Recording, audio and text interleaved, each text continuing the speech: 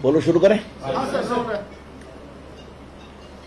बंगाल में आज जो ग्राम पंचायत के चुनाव हो रहे हैं उसमें हिंसा का तांडव हो रहा है। अभी तक 1 दर्जन से अधिक लोग मारे जा चुके हैं और बड़ी संख्या में लोग घायल हैं। ममता जी, आपने अपने बंगाल को कहां पहुंचा दिया? एक समय बंगाल लोकतंत्र की जननी थी, राष्ट्रीय जागरण का केंद्र था, सुभाष चंद्र बोस का बंगाल, गुरुदेव रविन्द्रनाथ टैगोर का बंगाल, ईश्वरचंद्र विद्यासागर का बंगाल। कोई चुनाव होगी तो लाश गिरना जरूरी है क्या? और ममता जी, मुझे आपसे एक सवाल पूछना है कि पहले बिहार सहित बाकी प्रदेशों में भी बहुत लाशें गिरती थी, अब तो चुनाव आयोग की सख्ती के कारण वो काफी कम हो गया है। आपके यहां भी लोकसभा के चुनाव होते हैं तो चुनाव आयोग की सख्ती के कारण हिंसा थोड़ी कम होती है, लेकिन जब आपकी सरकार ग्राम पंचायत का चुनाव करवा रही है तो क्या हो रहा है और कितने लोग मारे जाएंगे, क्यों मारे जाएंगे?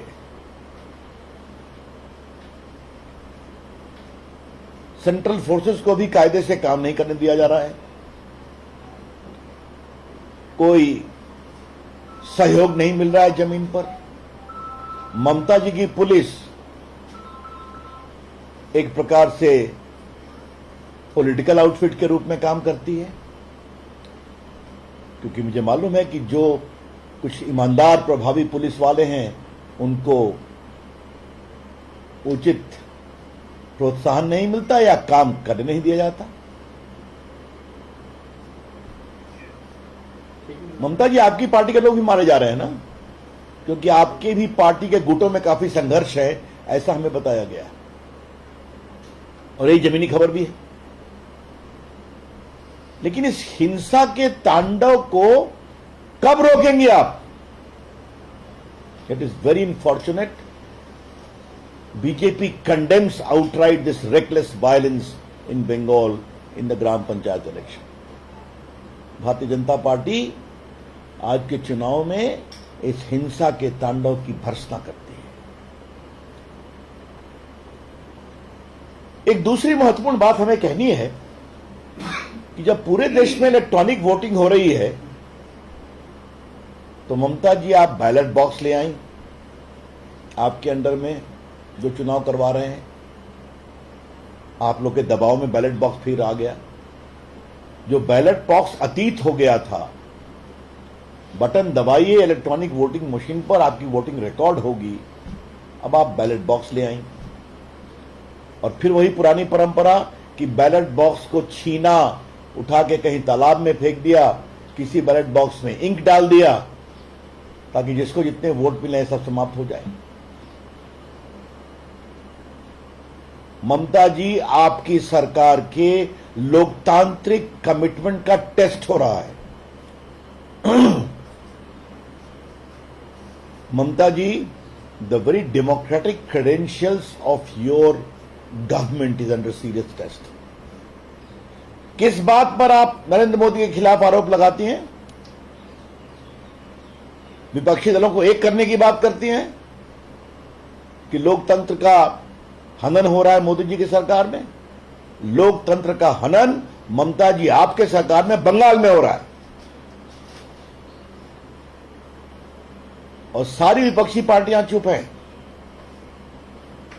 कांग्रेस के लोग भी मारे गए हैं, वामपंथियों पर भी हमला हुआ है, लेकिन कमाल है, क्या वामपंथी पार्टियों के राष्ट्रीय नेता हों या कांग्रेस के राष्ट्रीय नेता हों, चुप हैं। यह है आपके दोहरे चरित्र। This is your double standard. बेबुनियाद आधारहीन आरोप लगाना नरेंद्र मोदी की सरकार के खिलाफ और अपने अगुवाई में बंगाल में खुलेआम हिंसा का तांडव करना, यह बहुत दुर्भाग्यपूर्ण है। हम एक ही बात कहना चाहेंगे, ममता जी, बंगाल की जनता देख रही है और जब कोई प्रदेश का मुख्यमंत्री हिंसा का तांडव करता है या करवाता है तो इसका संदेश यही जाता है कि जनता इनकी विदाई जल्दी ही करने वाली है। और आपके इस आचरण के कारण लोकतंत्र तो बहुत शर्मसार हुआ ही है, बंगाल की गौरवशाली जनता को भी बहुत दुख लगा है और हमें पूरा विश्वास है कि उचित कार्रवाई होगी लोकतंत्र के हिसाब से अगले चुनाव में। लेकिन एक बात हम स्पष्ट अपील करना चाहेंगे कि काउंटिंग ठीक से होनी चाहिए और जिन लोगों ने चुनाव की प्रक्रिया को बाधित करने की कोशिश की है उनके खिलाफ सख्त से सख्त कार्रवाई की जाए। ये तो हम लोग खुद ही देखते हैं कि बहुत से उम्मीदवार तो सुरक्षा के घेरे में घर से भागे हुए हैं, वो प्रचार नहीं कर पा रहे। ये बहुत पीड़ादायक है, बहुत दुर्भाग्यपूर्ण है और इसकी हम भर्त्सना करते हैं। Thank you. क्या सवाल है? ममता ने कहा था कि लोकतंत्र 2024 में मोदी सरकार आई, लोकतंत्र खत्म हो गया, अब वही लोकतंत्र को ढीला जा रहा है। ये सवाल आप ममता जी से पूछिए, मैंने उठाया है ऑलरेडी। जिस लोकतंत्र के खतरे की आशंका वो प्रधानमंत्री को लेकर आरोप के बारे में बोलती हैं मोदी जी के खिलाफ, वो खुद उनकी सरकार में क्या हो रहा है बंगाल में दिखाई पड़ रहा है। लोकतंत्र का खतरा ऐसी सरकारों से है जो लोकतंत्र का नाम लेते हैं और लोकतंत्र की सारी प्रक्रियाओं को समाप्त करने की कोशिश करते हैं।